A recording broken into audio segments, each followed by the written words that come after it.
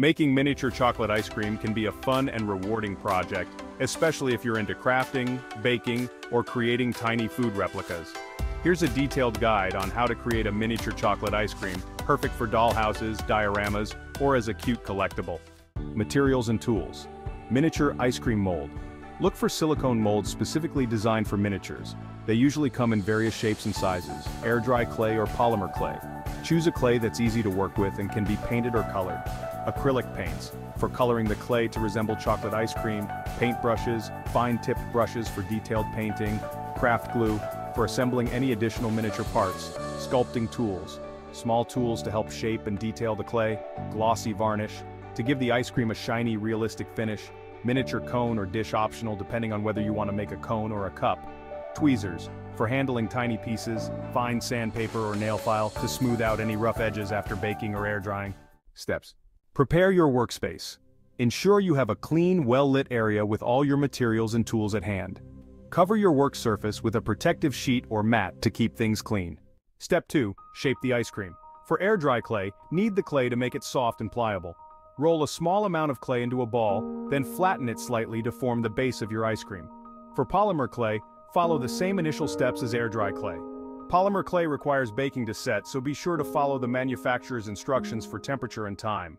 Step 3. Mold the ice cream. Press the clay into the miniature ice cream mold. Use sculpting tools to press the clay into all the details of the mold. If you're making a scoop of ice cream, you might want to create a slightly irregular, soft look by using tools to make it look like a realistic scoop.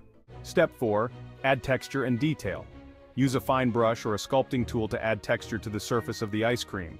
This can include small lines or patterns to simulate the look of frozen dessert. For a more realistic touch, add a small amount of clay to the top to create a swirl effect. Bake or air dry. For air dry clay, allow the clay to dry completely. This may take 24 to 48 hours, depending on the clay and the size of the piece. For polymer clay, bake according to the clay package instructions. Typically, this is around 275 degrees Fahrenheit or 135 degrees Celsius for 15 to 30 minutes. Paint the ice cream. Once your ice cream is dry or baked, use acrylic paints to color it.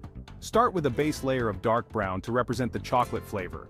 Allow the base coat to dry, then add lighter shades and highlights to mimic the glossy and slightly uneven texture of real chocolate ice cream. Paint any additional details like chocolate chips or swirls if desired. After the paint has dried, apply a thin layer of glossy varnish to give your miniature ice cream a shiny, realistic look. This will also help protect your paint job. If you are using a cone or dish, carefully glue the ice cream to it once the varnish is fully dry. Use craft glue for a secure attachment. Inspect your miniature ice cream for any rough spots or imperfections. Use fine sandpaper or a nail file to smooth out any edges. Add any final details or touches to enhance realism. Practice. If you're new to sculpting or painting miniatures, practice on a few test pieces first. Patience. Allow each layer of paint or varnish to dry completely before applying the next to avoid smudging or uneven finishes.